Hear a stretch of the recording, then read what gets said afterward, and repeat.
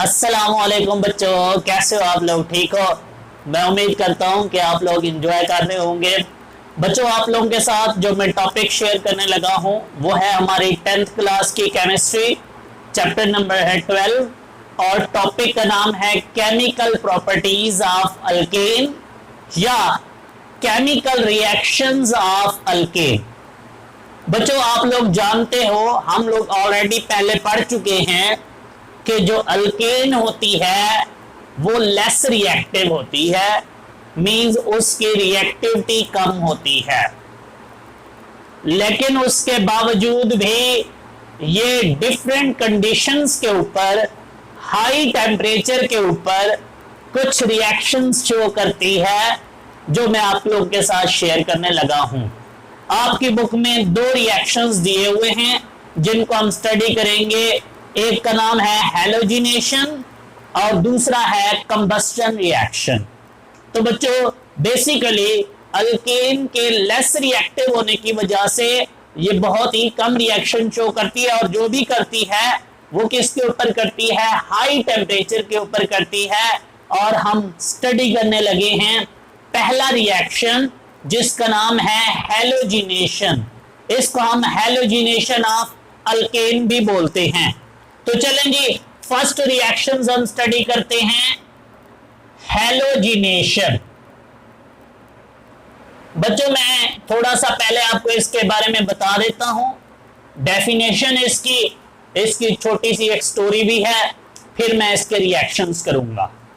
बच्चों, याद रखना, आमतौर पे हैलोजिनेशन हम बोलते हैं addition of halogen is called halogenation.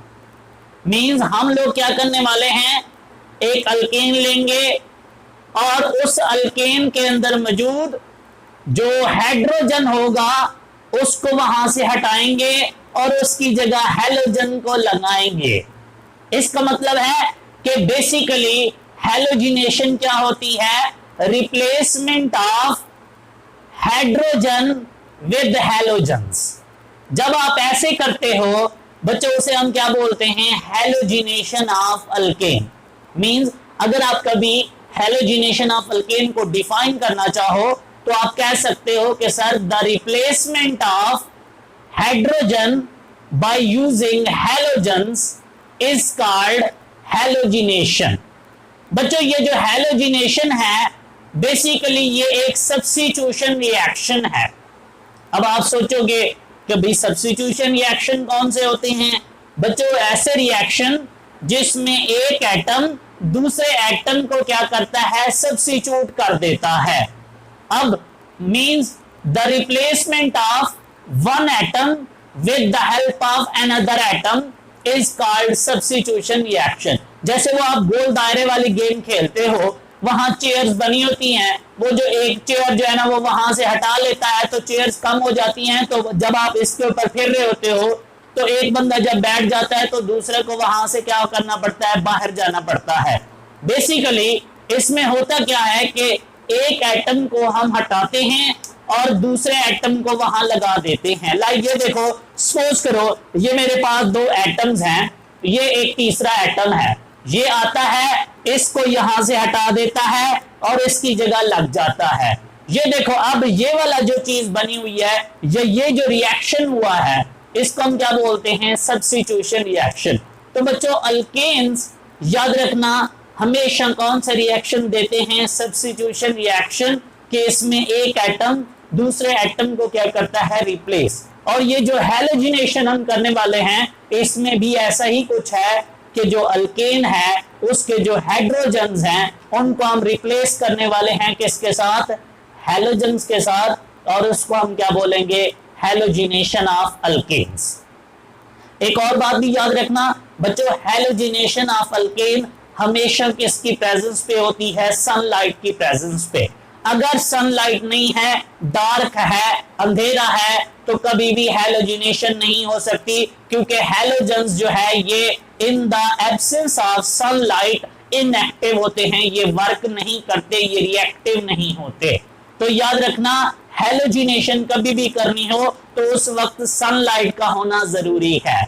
अब सनलाइट भी हमारे पास दो तरह की होती है, एक वो जब बड़ी धूप निकली होती है, अगर हम धूप में जाएं तो धूप हमें बड़ी हार्श लगती है, डायरेक्ट हमारे ऊपर लाइट पड़ रही होती है, उसे हम बोलते हैं डायरेक्ट सनलाइट। और एक वो होती है जब सूरज के अंदर जरा बादल छाए होते हैं हल्के हल्के, तो वो जो लाइट होती है वो बादलों से टकराती है, उसके बाद हमारे तक पहुंचती है, उसे हम वो जरा सॉफ्ट होती है, उसे हम बोलते हैं डिफ्यूज्ड सनलाइट। तो बच्चों यहाँ पे हम जो रिएक्शंस करने वाले हैं वो basically in the presence of sunlight करेंगे, और सनलाइट भी दो तरह की होगी, एक होगी डिफ्यूज्ड सनलाइट और बच्चों एक क्या होगी हमारे पास, डायरेक्ट सनलाइट। तो देखते हैं जी, अब आपको आइडिया हो गया कि बेसिकली हैलोजिनेशन क्या है, कि replacement of hydrogen of alkane with the halogens in the presence of sunlight is called halogenation of alkane. ये एक सब्स्टिट्यूशन रिएक्शन है, क्योंकि इसमें जो हाइड्रोजन है वो रिप्लेस हो रहा है किसके साथ, हैलोजेंस के साथ, इसलिए हम इसको क्या बोलते हैं, सब्स्टिट्यूशन रिएक्शन। और ये एक अल्केन की प्रॉपर्टी है, क्योंकि सब्स्टिट्यूशन रिएक्शन सिर्फ और सिर्फ कौन शो करता है, अल्केन्स। हम बाद में पढ़ेंगे अल्कीन्स और अल्काइंस, उसके अंदर ये एबिलिटी मौजूद नहीं होती। तो एमसीक्यूज याद रखना, ये सिर्फ और सिर्फ वो लोग शो करते हैं जो सैचुरेटेड होते हैं, मीन जहां सिर्फ और सिर्फ सिंगल बॉन्ड मौजूद हो, वो ऐसे कंपाउंड्स, ऐसे मॉलिक्यूल्स बच्चों क्या शो करते हैं, सब्स्टिट्यूशन रिएक्शन। तो आप जानते हो कि अल्केन्स में भी सारे क्या होते हैं, सिंगल बॉन्ड, इसलिए अल्केन क्या देता है, सब्स्टिट्यूशन रिएक्शन। लाइक आपसे कोई भी पूछे कि बताओ अल्केन सब्स्टिट्यूशन रिएक्शन क्यों देता है, तो आपने कहना है क्योंकि वो सैचुरेटेड है, और सैचुरेटेड कंपाउंड हमेशा कौन से रिएक्शन देते हैं, सब्स्टिट्यूशन रिएक्शन। तो आए हम रिएक्शंस करते हैं कि डायरेक्ट सनलाइट में अल्केन कैसा रिएक्शन देता है, और डिफ्यूज्ड सनलाइट की प्रेजेंस पे अल्केन की हैलोजिनेशन कैसे होती है। तो सबसे पहले है जी, इन डायरेक्ट सनलाइट। बच्चों याद रखना, जब आपके पास डायरेक्ट सनलाइट होती है, ये रिएक्शन काफी एक्सप्लोसिव होता है, काफी तेज होता है, और इस दौरान हमारे पास क्या बनती है, कार्बन बनती है, कार्बन डिपॉजिट होती है। किस तरीके से, ये देखो, सपोज करो मैं अल्केन यहां लेने लगा हूं जी, मीथेन CH4। बच्चों ये है मेरे पास, हैलोजेंस में मैं Cl2 लेने लगा हूं। याद रहे हैलोजेंस कौन से होते हैं, fluorine, chlorine, bromine, iodine. Fluorine बहुत रिएक्टिव होता है, उसको ना लिया करो। आयोडीन बहुत कम रिएक्टिव होता है, इसलिए वो भी ना लिया करो। सिर्फ और सिर्फ जब भी हैलोजिनेशन करनी हो, या तो क्लोरीन लिया करो या ब्रोमीन। मैं यहां आपकी बुक को फॉलो कर रहा हूं, क्लोरीन ले रहा हूं। तो बच्चों ये है क्लोरीन, ये क्या बनाती है जी, एक कार्बन प्लस बच्चों ये क्या बनाती है, HCl। मींस ये हाइड्रोजन सारे निकल के इसके साथ मिलके क्या बना देते हैं, HCl। हाइड्रोजन बच्चों यहां कितने हैं, 4, तो इसको भी हमें क्या लगाना होगा, 4। अब यहां Cl कितने हो गए, 4, तो इसको क्या लगाना होगा, 2, और रिएक्शन क्या हो गया है, बैलेंस। मींस जब डायरेक्ट सनलाइट होती है तो ये एक एक्सप्लोसिव रिएक्शन होता है, जिसमें कार्बन डिपॉजिट होती है, कार्बन प्रोड्यूस होती है, ये वाला रिएक्शन होता है। आप यहां एरो के ऊपर लिख सकते हो, इन the presence of direct sunlight. तो यहां मैं भी लिख देता हूं, मेरे पास जरा जगह इशू है, डायरेक्ट सनलाइट। चलें जी, इसके बाद नंबर 2 है बच्चों, इन डिफ्यूज्ड सनलाइट। बच्चों आपके पास जो डिफ्यूज्ड सनलाइट होती है, जब आप उसकी प्रेजेंस पे हैलोजिनेशन करते हो, तो बेसिकली यहां जो है वो ये एक अच्छा हैलोजिनेशन का रिएक्शन समझा जाता है, क्योंकि इसमें जो हैलोजेंस हैं वो 1 बाय 1 ये एक चेन मैकेनिज्म शुरू हो जाता है, चेन रिएक्शन शुरू हो जाता है, जिसमें हाइड्रोजन जो है वो रिप्लेस होते जाते हैं किसके साथ, हैलोजन्स के साथ, और इस तरीके से इसको हम क्या बोलते हैं, हैलोजिनेशन ऑफ अल्केन। ये देखो ये मेरे पास है जी, सबसे पहले है जी ये मीथेन CH4 प्लस बच्चों ये क्या है Cl2 in the presence of diffused sunlight, ये लाजमी मेंशन करना है बच्चों। देखो हमारे पास यहां से एक हाइड्रोजन चला जाता है और उसकी जगह इधर से एक Cl आके लग जाएगा, और ये जो हाइड्रोजन यहां से जाएगा ये यहां से एक Cl के साथ मिलके क्या बना देगा, HCl प्लस बच्चों यहां अब ये जो Cl है वो इस हाइड्रोजन की जगह आके लग जाए तो ये क्या बन जाएगा, ये पहले था CH4, एक हाइड्रोजन चला गया तो क्या बन गया CH3 और उसकी जगह Cl आके लग गया। तो बच्चों ये जो चीज बनी हुई है इसे हम मिथाइल क्लोराइड भी बोलते हैं और इसको हम क्लोरोमीथेन भी कहते हैं। तो ये क्या बनी हुई है जी, क्लोरोमीथेन। चलें जी मैं दोबारा इसी क्लोरोमीथेन को नीचे लिखता हूं, CH3 Cl plus Cl2। Again बच्चों उसी कंडीशंस के ऊपर, अगेन अब क्या होगा, अगेन यहां से एक Cl जाएगा, यहां से एक हाइड्रोजन को हटाएगा और क्या बनाएगा HCl प्लस बच्चों क्या है यहां पे जो Cl यहां से H जाएगा वो दूसरा Cl उसकी जगह आके लग जाएगा। तो ये पहले CH3 था, H चला गया तो बाकी क्या बच गया CH2, और बच्चों Cl एक पहले इसके साथ मौजूद था, एक और भी Cl आके लग गया तो ये क्या बन गया Cl2। तो ये जो चीज बनी हुई है इसमें दो Cl हैं इसलिए इसको बोलते हैं डाइक्लोरो, एक कार्बन है तो वो मीथेन होगी, तो इसका नाम क्या होता है डाइक्लोरो मीथेन। और बच्चों ये रिएक्शन मैंने अभी आपको बोला है ना, ये होता जाएगा, तब तक होता रहेगा जब तक ये सारे के सारे हाइड्रोजन रिप्लेस ना हो जाएं किसके साथ, हैलोजन्स के साथ। तो ये देखो ये CH2 Cl2 plus Cl2, again वही सेम कंडीशंस, एक Cl यहां से एक H को हटा देगा और क्या बना देगा HCl प्लस बच्चों Cl उसकी जगह लग गया तो ये क्या बन गया CHCl3। बच्चों ये जो चीज बनी हुई है इसको हम बोलते हैं क्लोरोफॉर्म।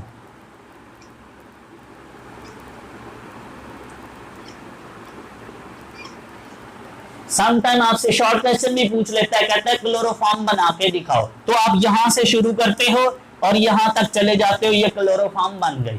अच्छा बच्चों अब मैं अगेन आपको अभी भी इसके अंदर एक हाइड्रोजन नजर आ रहा है, हमने इसको भी रिप्लेस कर लेना है। इसको मैं दोबारा नीचे लिखता हूं क्लोरोफॉर्म को, CHCl3 प्लस Cl2, अगेन वही डिफ्यूज्ड लाइट, अब ये दोबारा से जाएगा इस हाइड्रोजन को हटा देगा और HCl बना देगा, प्लस Cl जाके उसकी जगह लग गया तो पहले CCl, कितने थे बच्चों 3 थे, अब एक और भी लग गया तो ये क्या बन गया CCl4, और इसे हम बोलते हैं carbon tetra chloride, carbon tetra chloride. तो इस तरीके से बच्चों ये जो रिएक्शन हुआ है आपने देखा कि हमने क्या किया है, मैंने सारे हाइड्रोजन को रिप्लेस कर दिया है किसके साथ, हैलोजन्स के साथ। देखो पहले CH4 थे, 4 हाइड्रोजन लगे हुए थे, अब आपको 4 हैलोजन्स नजर आ रहे हैं। तो ऐसी replacement of hydrogen with halogens बच्चों क्या कहलाती है, हैलोजिनेशन ऑफ अल्केन, और ये एक क्या कहलाता है सब्स्टिट्यूशन रिएक्शन। और ये एक चेन मैकेनिज्म रिएक्शन है जो कि इसकी प्रेजेंस पे होता है डिफ्यूज्ड सनलाइट की प्रेजेंस पे। ये एक रिएक्शन था। अब चलते हैं दूसरे रिएक्शन की तरफ और उसका नाम है कंबस्शन रिएक्शन।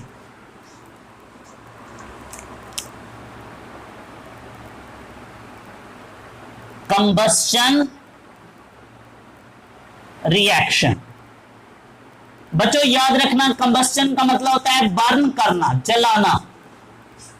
जब आप अल्केन को हवा की मौजूदगी पे बर्न करते हो तो ऐसे रिएक्शंस को हम क्या बोलते हैं? Combustion reaction. Means the burning of alkane in the presence of air is called combustion reaction of alkane. अब बच्चों ये कंबस्शन भी दो तरह की होती है, एक होती है कंप्लीट कंबस्शन, और ये बड़े बातें भी बड़ी इंफॉर्मेशन वाली हैं, इनको अपनी डेली लाइफ में अपने घर में भी जरूर अप्लाई करना है, इस बात का ख्याल रखना है जो स्टोरी मैं आपको सुनाने वाला हूं। कंबस्शन दो तरह की होती है, एक होती है कंप्लीट कंबस्शन और एक होती है इनकम्प्लीट कंबस्शन। तो हम पहले बात कर लेते हैं कंप्लीट कंबस्शन क्या होती है। Number 1, complete combustion. बच्चों ऐसी कंबस्शन जो in the presence of excess amount of oxygen हो, mean the burning of alkane या the combustion of alkane in the presence of excess amount of oxygen is called complete combustion. बच्चों जो घरों के अंदर, अब मैं आपको स्टोरी सुनाने लगा हूं। जो घरों के अंदर जब हम खाना पकाते हैं तो आप लोग देखते हो कि जो हमारे किचन होते हैं वो मोस्टली हम ओपन एरियाज में बनाते हैं। ओपन एरिया से मुराद यह है कि हम साथ में एग्जॉस्ट लगाते हैं ताकि ऑक्सीजन आती रहे, और रूम के अंदर वो जो अल्केन होती है वो मीथेन हम बर्न कर रहे होते हैं। वो जो मीथेन बर्न हो रही होती है वो इन the presence of excess amount of oxygen burn हो, क्योंकि वो वाला रिएक्शंस हमारे लिए नुकसानदेह नहीं होता। वहां 3 चीजें बनती हैं बच्चों, एक कार्बन डाइऑक्साइड, एक वाटर और एक हमारे पास होती है हीट। हीट को हम यूज कर रहे होते हैं और वाटर वेपर्स और साथ में जो CH4 होती है, सॉरी जो कार्बन डाइऑक्साइड गैस होती है वो एटमॉस्फेयर में जा रही होती है और हमें कोई नुकसान नहीं पहुंच रहा होता। और ऐसी कंबस्शन को हम क्या बोलते हैं? Complete combustion. तो याद रखना जब alkane in the presence of excess amount of oxygen क्या होगी? बर्न, तो वो हमेशा 3 चीजें प्रोड्यूस करेगी, कार्बन डाइऑक्साइड, वाटर वेपर्स और हीट।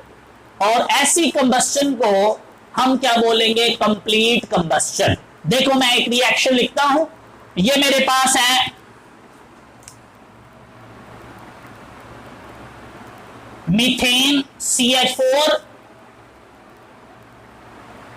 ये है oxygen, in the presence of flame हम इसको जला रहे हैं।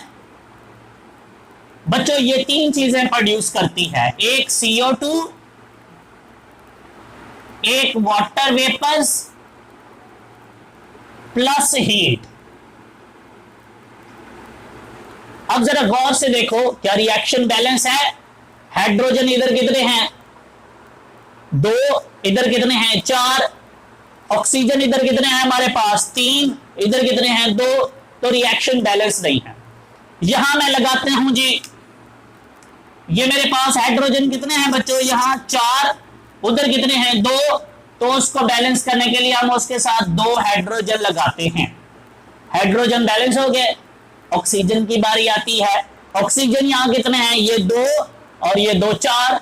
तो यहां इसको भी 2 लगा दो, तो ऑक्सीजन भी बैलेंस हो गए।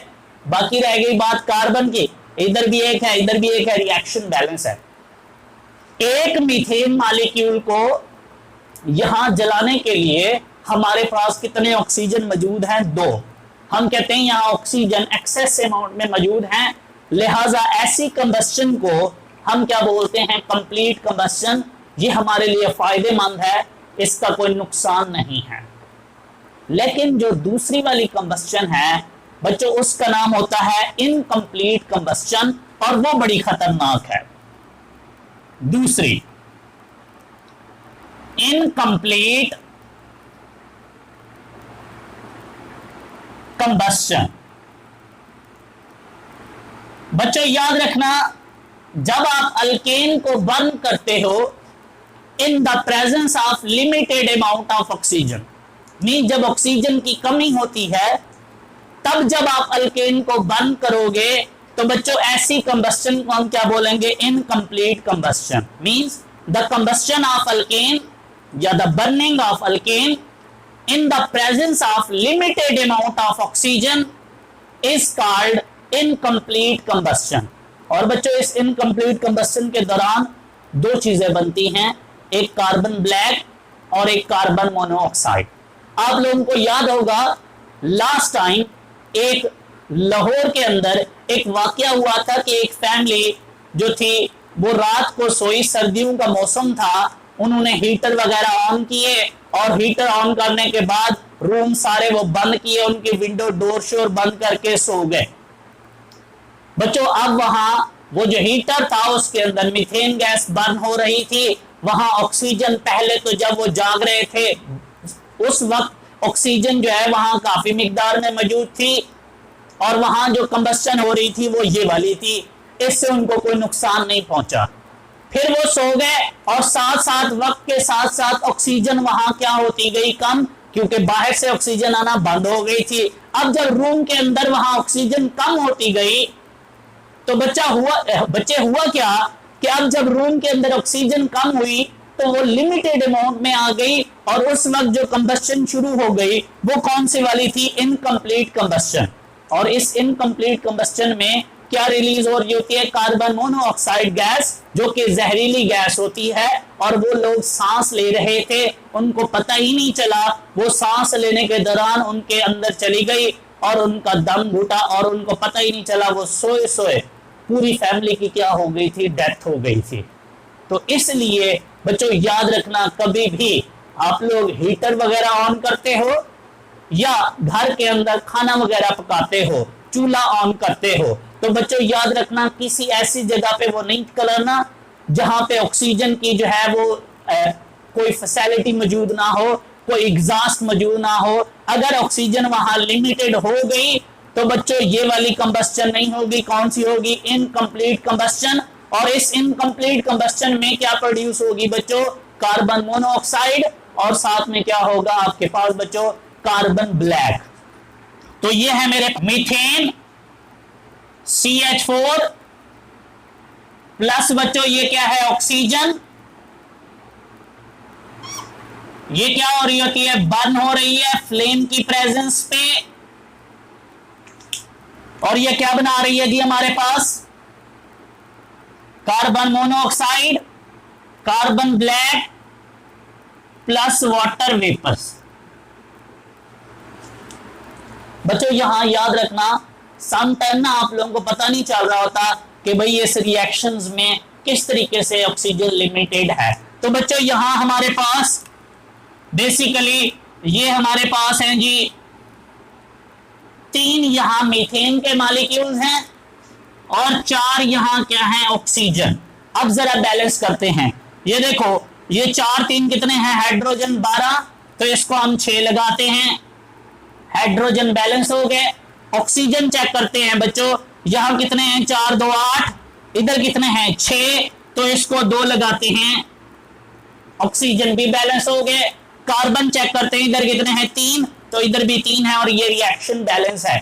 और इस रिएक्शंस को मैं क्या बोलता हूं? Incomplete combustion. मींस यहां ऑक्सीजन लिमिटेड है। बच्चों कैसे लिमिटेड है? देखो, ऊपर एक मीथेन का मॉलिक्यूल था, तो उसको बर्न होने के लिए हमने कितने ऑक्सीजन दिए हुए थे? वहां पे 2 मॉलिक्यूल्स मौजूद थे। उस हिसाब से अगर ये यहाँ मीथेन के 3 मॉलिक्यूल्स हैं तो ऑक्सीजन डबल होने चाहिए, 6 होने चाहिए, जबकि यहां हमने उसे कितने दिए हुए हैं? 4। तो इसका मतलब है यहाँ पे जो ऑक्सीजन है वो पहले से क्या हो गई है? कम, लिमिटेड अमाउंट में हो गई है। और ऐसी कंबस्शन को बच्चों हम क्या बोलते हैं? Incomplete combustion. और ये नुकसानदेह है, इसका ख्याल रखा जाए।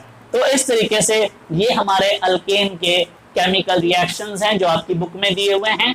आप बड़ी क्लासेस में कुछ और भी हैं, तो अभी हम लोग इतने ही पढ़ेंगे, बड़े हो जाएंगे तो और भी पढ़ेंगे। इनको एंजॉय करो, इनकी प्रैक्टिस किया करो, तो फिर ये आएंगे।